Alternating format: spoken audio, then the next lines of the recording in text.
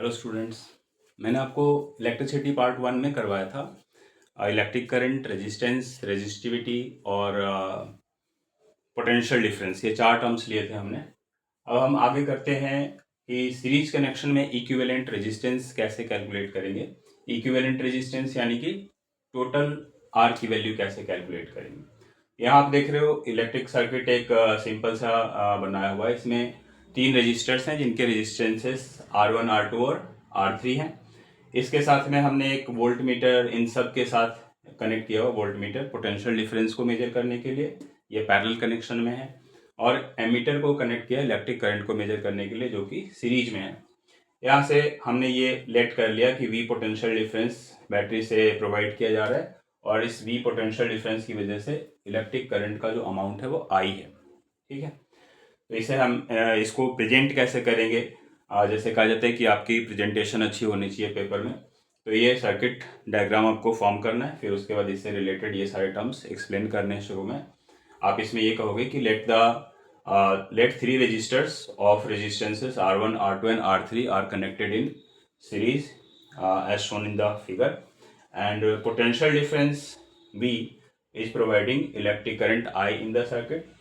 और जो एमीटर और वोल्ट मीटर है इसकी रीडिंग भी बता देंगे कि let the potential difference across the circuit is V and due to it the electric current passing through the ammeter भी I। अब यहाँ पे फिर हम नेक्स्ट इसके देखेंगे कि अगर एमीटर को आप कहीं भी लगाते हो, R1, R2, R3 इनके बीच में या फिर इधर भी लगाते हो, तो इसकी रीडिंग I ही रहती है। सीरीज कनेक्शन में एमीटर की रीडिंग कहीं भी चेंज नहीं होती। और पोटेंशियल डिफरेंस को मेजर करने के लिए जो आपने वोल्ट मीटर लगाए हो, अभी ये सबके साथ में है।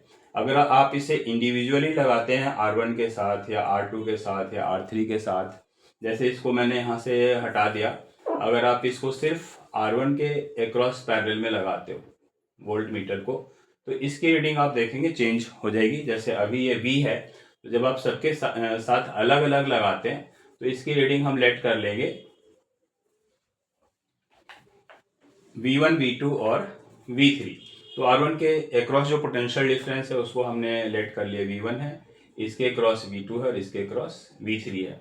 अभी ये टोटल जो पोटेंशियल डिफरेंस दिखा रहा था वोल्ट मीटर वो V था। तो हम ये कह सकते हैं कि सीरीज में या इस फिगर में ऐसा हो रहा है कि टोटल V जो है वो V1 plus V2 plus V3 के इक्वल है। इसको हम लेट कर लेंगे इक्वेशन 1। फिर हमें ओम्स लॉ से क्या पता है, according to the Ohm's law,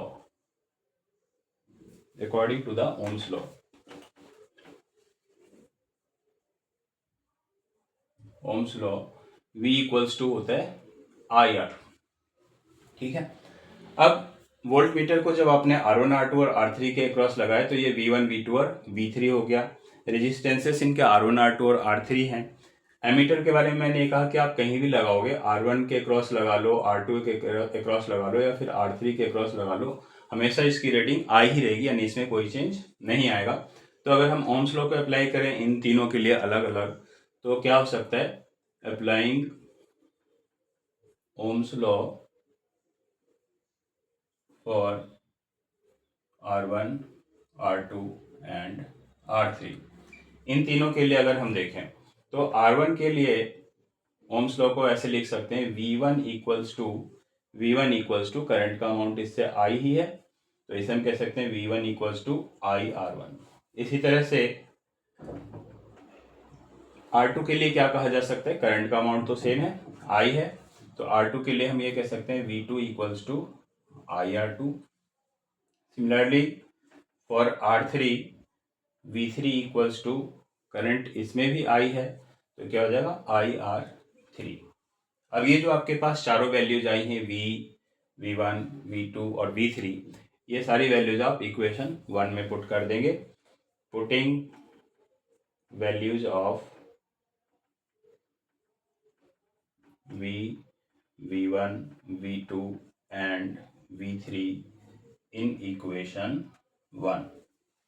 तो V की जगह हम क्या लिख सकते हैं, IR इक्वल्स टू, V1 की जगह पे लिखेंगे IR1 प्लस V2 की जगह IR2 प्लस V3 की जगह IR3। I कॉमन है इनमें, तो हम ऐसे लिख सकते हैं R1 plus R2 plus R3, और I हमने कॉमन ले लिया। I और I ये कैंसिल हो जाएंगे, तो R equals to R1 plus R2 plus R3। इसे आप RS भी लिख सकते हैं। ये सीरीज कनेक्शन का इक्विवेलेंट रेजिस्टेंस होता है। ठीक है, तो आप सीरीज में क्या क्या देख रहे हो कि पोटेंशियल डिफरेंस हर रजिस्टर के लिए चेंज हो जाता है। जैसे R1 है तो इसका पोटेंशियल डिफरेंस हमने देखा V1 है, आप उसे कैलकुलेट कर सकते हैं V1 इक्वल्स टू IR1 से। ऐसे ही अलग अलग पोटेंशियल डिफरेंसेस आप R2 और R3 के लिए भी इन फॉर्मूलों से कैलकुलेट कर सकते हैं। टोटल R की वैल्यू निकालनी है तो आपको जो भी अलग अलग R1 R2 R3 की वैल्यू दी हुई है उसे आप सम कर लेंगे, वो टोटल R की वैल्यू हो जाएगी, ओम्स में आंसर आ जाएगा आपका। अब इसके बाद नेक्स्ट इस पे एक क्वेश्चन है कि सीरीज कनेक्शन का एडवांटेज क्या है और इसका डिसएडवांटेज क्या है। देखो, एडवांटेज तो इसका बहुत ही सिंपल है, क्योंकि ये सर्किट ही बहुत सिंपल है। तो हम ये कह सकते हैं कि this circuit is simple and economical. Economical का मीनिंग होता है कि ये सर्किट फॉर्म करना आपके लिए ज़्यादा कॉस्टलियर नहीं होता, और करंट का अमाउंट यूनिफॉर्म रहता है इसमें। ठीक है, तो सिर्फ यही एडवांटेज है। इसके लिमिटेशंस ज़्यादा इंपॉर्टेंट है आपके बोर्ड्स एग्ज़ाम के लिए। लिमिटेशन, इसकी मेन जो लिमिटेशन है वो ये है कि अगर किसी भी एक इलेक्ट्रिकल अप्लायंस में फॉल्ट आ गया तो सर्किट आपका फेल हो जाएगा, सर्किट ब्रेक हो जाएगा, और दूसरे कोई भी इलेक्ट्रिकल अप्लायंस वर्क नहीं करेंगे। जैसे आप R2 R1 R1 R2 और R3 इनमें से कोई भी अगर हमारा जो डिवाइस है वो उसमें कोई फॉल्ट आता है, वो ख़राब हो जाते हैं, तो वहाँ से सर्किट ये ब्रेक हो जाएगा, और फिर बाकी के भी जो रजिस्टर्स हैं या डिवाइसेस हैं वो काम करना बंद कर देंगे। तो ये सीरीज कनेक्शन की लिमिटेशन है। एक और इसकी लिमिटेशन होती है कि आप इसमें अलग अलग पावर रेटिंग्स के डिवाइसेस जिनकी पावर में ज़्यादा डिफरेंस हो उनको इसमें कनेक्ट करना, सीरीज कनेक्शन में कनेक्ट करना उनको प्रैक्टिकल नहीं माना जाता है। ठीक है, तो ये सीरीज कनेक्शन के लिए है। ये ऐसे आपको इक्विवेलेंट रेजिस्टेंस कैलकुलेट करने को भी दे सकते हैं। और नेक्स्ट हम देखते हैं फिर पैरेलल कनेक्शन।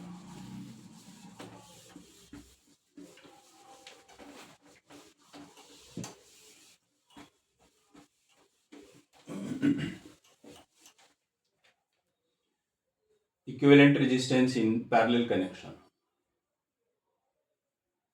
तो सबसे पहले हम एक पैरेलल कनेक्शन का सर्किट फॉर्म करेंगे। आप इस तरीके से पैरेलल कनेक्शन दिखा सकते हो कि हमारे पास फिर से 3 रजिस्टर्स हैं जो पैरेलल में हैं।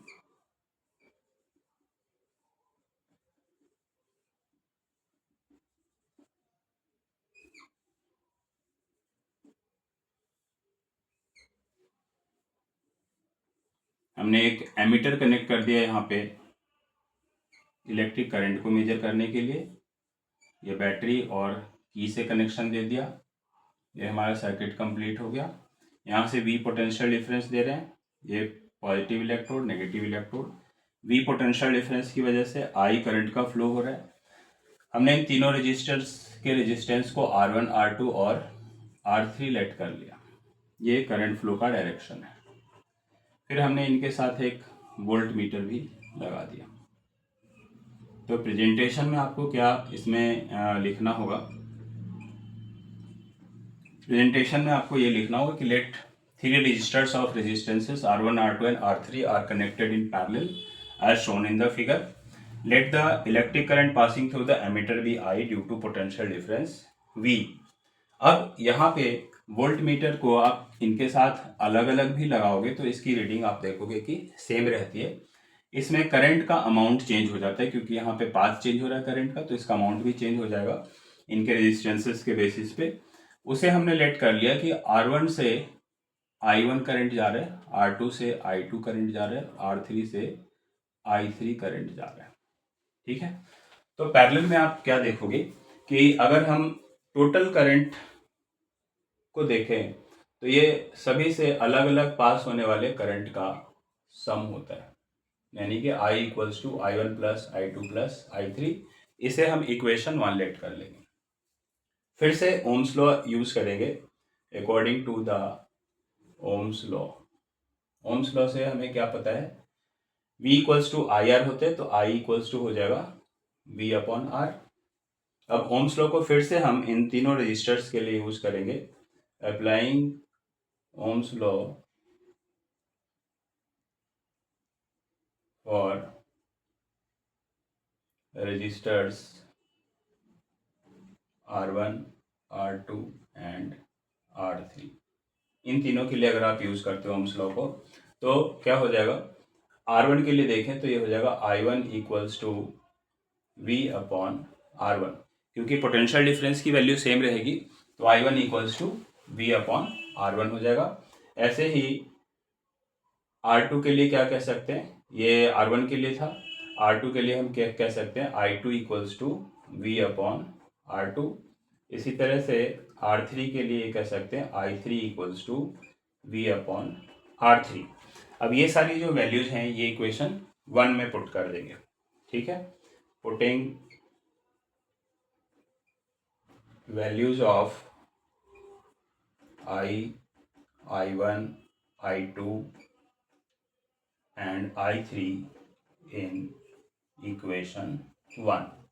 अब इक्वेशन 1 में जब आप ये वैल्यूज पुट करेंगे तो कैसे लिख सकते हैं हम इन्हें, देखो I equals to V upon R है, I1 equals to V upon R1, I2 equals to V upon R2, I3 equals to V upon R3, ये चारों वैल्यूज हम यहाँ पुट करेंगे। तो I की जगह पे लिखेंगे V upon R equals to हो जाएगा V upon R1 plus V upon R2 plus V upon R3।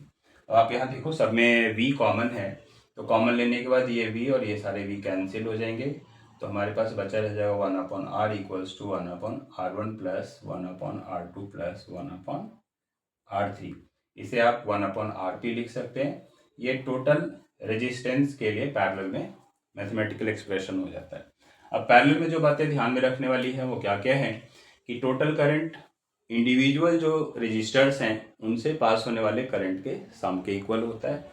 Potential difference की वैल्यू पैरेलल में सेम होती है, आप देख रहे हो V हर जगह सेम है, और अलग अलग I आप इन फॉर्मूले से निकाल सकते हो। आप टोटल V और जिस रजिस्टर का करंट निकालना है उसका R ले लो आप, उससे आप उसका करंट निकाल सकते हो। I1 equals to V upon R1 से इसका करंट निकल जाएगा, ऐसे इसका current I2 equals to V upon R2 से निकल जाएगा, इसका current I3 equals to V upon R3 से निकल जाएगा। अब पैरेलल की लिमिटेशन क्या है, फिर इसके एडवांटेजेस क्या है, अगर हम ये देखें तो पैरेलल कनेक्शन में आप देख रहे हो कि अलग अलग वायर्स का कनेक्शन जा रहा है अलग अलग रजिस्टर्स के पास। हमारे घरों में भी पैरेलल कनेक्शन होता है, तो इसकी लिमिटेशन और एडवांटेज दोनों ही हैं। लिमिटेशन ये है कि इसमें आपकी कॉस्ट बढ़ जाती है सर्किट की, क्योंकि आप ज़्यादा वायर यूज़ करते हो, ज़्यादा लेंथ ऑफ वायर यूज में आएगी, तो ये सर्किट आपके लिए ज़्यादा कॉस्टली होगा। लेकिन इसके एडवांटेजेस कई हैं। जैसे फर्स्ट एडवांटेज ये है कि इसमें से अगर किसी इलेक्ट्रिकल अप्लायंस में कोई फॉल्ट आता है, वो डैमेज हो गया, तो बाकी जो रजिस्टर्स हैं उनके लिए सर्किट क्लोज्ड रहता है और उससे पास होने वाले करंट के अमाउंट पे कोई इफेक्ट नहीं पड़ेगा, ठीक है। तो एक एडवांटेज ये है कि if one of the electrical appliances gets damaged और any fault occurs in it, then there is no effect on other electrical appliances. Second जो इसका एडवांटेज है वो है ये कि सबको पोटेंशियल डिफरेंस सेम मिलता है, तो सेम पोटेंशियल डिफरेंस की वजह से वो इलेक्ट्रिक करंट अपने अपने पावर रेटिंग्स के अकॉर्डिंग ड्रॉ कर सकते हैं सर्किट से, ठीक है। तो electrical appliances can draw electric current according to their power ratings.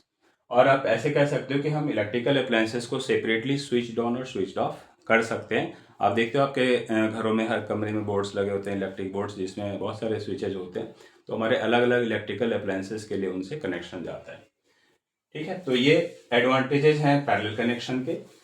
आपसे ये डिराइव करने को पूछा जा सकता है। पैरेलल कनेक्शन की डिराइव पहले बोर्ड एग्जाम्स में आ चुकी है, तो ये एक इम्पॉर्टेंट क्वेश्चन बन जाता है आपके लिए, और इस पे न्यूमेरिकल क्वेश्चंस भी बनकर आते हैं जिसकी वीडियोज मैं आगे डालूंगा। नेक्स्ट हम देखते हैं joules law of heating. Joules law of heating क्या कहता है कि किसी भी वायर से या डिवाइस से या सर्किट में आप इलेक्ट्रिक करंट पास करवा रहे हैं, तो जो हीट प्रोड्यूस होती है that heat depends on the square of electric current, resistance of the wire और conductor and time for which electric current is passed, ठीक है। तो ये एक स्टेटमेंट बन जाती है, लॉ बन जाता है, जूल्स लॉ ऑफ हीटिंग कहते हैं इसे। तो ये लॉ की स्टेटमेंट क्या होगी, heat produced in a current carrying conductor is directly proportional to the square of electric current, resistance of the conductor and time for which electric current is passed. ठीक है, तो ये लॉ की statement आपको ध्यान में रखनी है। इसका मतलब ये हो गया कि जैसे जैसे आप करंट का अमाउंट इंक्रीज करोगे तो हीट जो है उसके स्क्वायर में इंक्रीज होगी, रेजिस्टेंस बढ़ाएंगे तो हीट उसके प्रोपोर्शनल है, जैसे जैसे मटेरियल के रेजिस्टेंस की वैल्यू ज़्यादा होगी तो हीट भी ज़्यादा प्रोड्यूस होगी।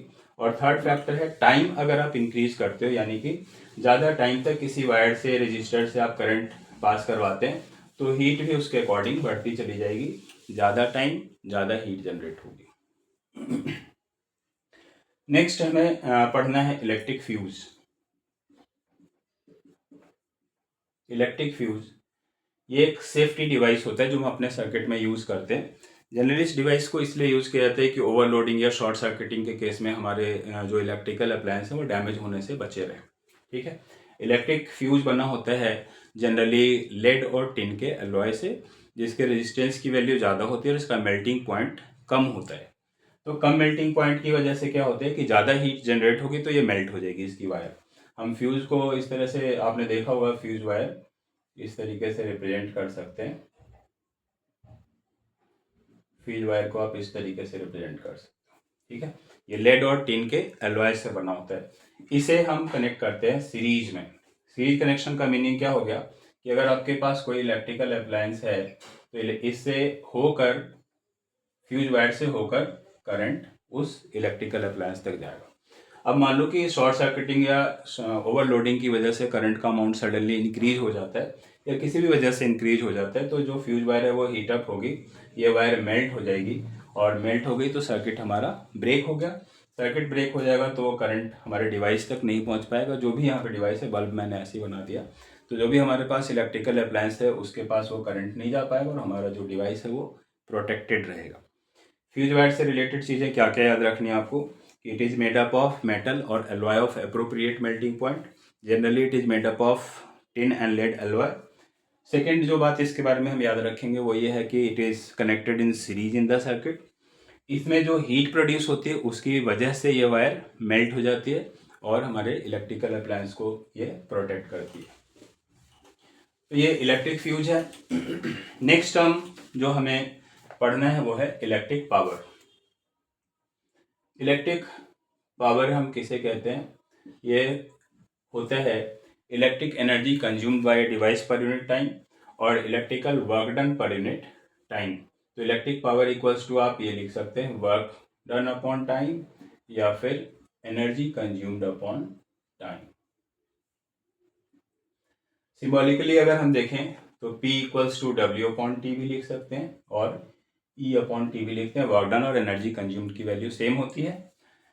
ऐसा यूनिट इलेक्ट्रिक पावर के लिए है what,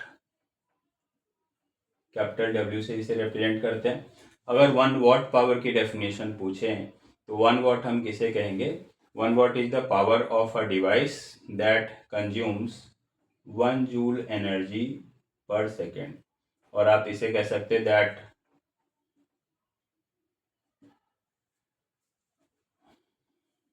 1 watt is the power of a device when 1 joule work is done per second और 1 joule energy is consumed per second। तो आप इस तरीके से इसे डिफाइन कर सकते हैं। ऐसा यूनिट पावर के लिए वॉट है। इसके लिए जो कमर्शियल यूनिट है वो है किलोवाट। किलोवाट KW, आपको ये पता है 1 किलोवाट में 1000 वाट एनर्जी होगी और 1000 वाट पावर होगा 1 किलोवाट में। और नेक्स्ट इसमें और एक दूसरा टर्म है commercial unit of electric energy. Commercial unit of electric energy, तो इसमें कंफ्यूजन होती है बच्चों को।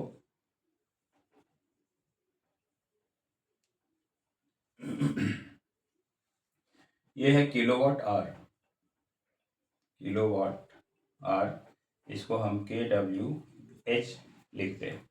तो commercial unit of electric power है किलोवाट और commercial unit of electric energy है किलोवाट आर। 1 किलोवाट आर में 3.6 × 10⁻⁶ जूल एनर्जी होती है, ये याद रखना है। ये एनर्जी कैसे आती है वो मैं आपको बताता हूँ। जैसे 1 किलोवाट आवर आप लिखते हो तो इसे हम ऐसे लिख सकते हैं 1 किलोवाट इंटू 1 आवर। 1 किलोवाट में अभी मैंने आपको बताया 1000 वाट्स होते हैं, तो इसे हम लिख सकते हैं 1000 वाट। 1 आवर में 3600 सेकेंड होंगे, तो इसे आप ऐसे लिख सकते हो 3600,000 वाट सेकेंड और 3.6 into 10⁻⁶ watt second. Watt second जो है वो जूल्स के इक्वल होता है। ठीक है, वाट सेकेंड जूल्स के इक्वल होता है। कैसे इक्वल होता है? जैसे आपने देखा कि पावर के लिए फॉर्मूला है एनर्जी कंज्यूम्ड अपॉन टाइम। अगर हम इनके यूनिट्स लिखें तो पावर के लिए वाट लिखेंगे, एनर्जी के लिए जूल लिखेंगे, टाइम के लिए सेकेंड लिखेंगे। अगर आप क्रॉस मल्टीप्लाई करोगे तो watt second equals to joule आ जाएगा, तो इसलिए वाट सेकेंड के लिए हम जूल टर्म यूज कर सकते हैं। ठीक है, तो ये इलेक्ट्रिक पावर है और उसका मैथमेटिकल एक्सप्रेशन देखा आपने। फिर 1 वाट की डेफिनेशन देखी, commercial unit of electric power और commercial unit of electric energy. Next है इसमें कि पावर के लिए कौन कौन से फॉर्मूले हैं जो हम इस चैप्टर में यूज़ कर सकते हैं। बाय डेफिनेशन अगर हम देखें तो पावर के लिए फॉर्मूला यूज़ कर रहे हैं हम वर्क डन अपॉन टाइम। ये हमने पावर के लिए फॉर्मूला देखा डेफिनेशन से जो है। अब वर्क डन के लिए हम ये कह सकते हैं कि V इंटू क्यू होता है upon time. V into Q कैसे आया? V इंटू क्यू क्योंकि हमने पढ़ा था V equals to W upon Q, तो यहाँ से अगर आप देखोगे तो W equals to V into Q हो जाएगा, तो इसकी जगह हम ऐसे लिख सकते हैं। इसी को अगर हम इस तरीके से लिखें तो ये एक ही बात है, V into Q upon T ऐसे लिखा जा सकता है। अब Q अपॉन टी जो है वो I के इक्वल होता है, I equals to Q upon T होता है। ठीक है, तो एक पावर का हमारे पास ये फॉर्मूला आ जाता है। एक फॉर्मूला तो यही हो गया, इसकी डेफिनेशन से है। दूसरा फॉर्मूला आपको ये मिल जाता है P equals to V I. अब नेक्स्ट फॉर्मूला देखें, ओम्स लॉ से हमें पता है कि V equals to I R होता है और इसी को हम ऐसे लिख सकते हैं I equals to V upon R होता है। ठीक है, हम ये दोनों वैल्यूज अगर अलग अलग इसमें पुट करें, V equals to I R अगर आप यहाँ पे रखते हो, V की जगह पे आई आर रखते हो, तो P इक्वल्स टू क्या हो सकता है? P equals to I R into I. देखो मैंने क्या किया, V की जगह पे आई आर रख दिया इस फॉर्मूले में, V की जगह आई आर, तो इस जगह I R into I. I R into I क्या फॉर्म हो जाएगा? I square R. तो एक फॉर्मूला ये मिल जाता है आपको। और इसी फॉर्मूले में अगर हम I की जगह पे ये वैल्यू रखते हैं V अपॉन आर, तो P इक्वल्स टू क्या हो जाएगा? V into V upon R. तो आपको नया फॉर्मूला मिलेगा P equals to V square upon R. तो ये 4 फॉर्मूले हैं जो आप यूज़ करेंगे। ठीक है, इस चैप्टर में ये 4 फॉर्मूले यूज़ करने हैं। ऐसे ही जूल्स लॉ ऑफ हीटिंग को अगर हम फिर से ज़रा सा सोचें तो हमें उससे क्या क्या एक्सप्रेशन क्या मिला था, तो उसमें हीट का एक्सप्रेशन मिला था हमें आई स्क्वायर आर टी। ठीक है, अब यहाँ देख रहे हो आप आई स्क्वायर आर पावर का भी फॉर्मूला होता है, तो आई स्क्वायर आर के लिए अगर हम पावर लिख दें तो पावर इंटू टाइम, एक फॉर्मूला इसका ये बन जाएगा। फिर पावर का एक फॉर्मूला हमारे पास वी आई आया, तो दूसरा इसका एक और फॉर्मूला हीट प्रोड्यूस का मिल जाएगा V I into T. Next formula इससे आप इसको जनरेट कर सकते हो, वी आई टी से आई इंटू टी होता है क्यू, तो next formula V into Q बन जाता है। और पावर का एक फॉर्मूला आपको वी स्क्वायर बाई आर भी मिला है, तो यहाँ से एक और फॉर्मूला आपके पास आ जाएगा V square by R into T. तो ये 5 फॉर्मूले हीट प्रोड्यूस्ड के होंगे। हीट प्रोड्यूस्ड वर्क डन के भी इक्वल होता है, एनर्जी कंज्यूम्ड के भी इक्वल होता है। तो वर्क डन, एनर्जी कंज्यूम्ड और हीट प्रोड्यूस्ड, इन सब के लिए ये फॉर्मूले आप यूज़ कर सकते हैं। तो इस चैप्टर के ये इंपॉर्टेंट टर्म्स हैं, ये आप अच्छे से याद रखो, आपके पेपर्स के लिए बहुत ही यूजफुल है। Thank you.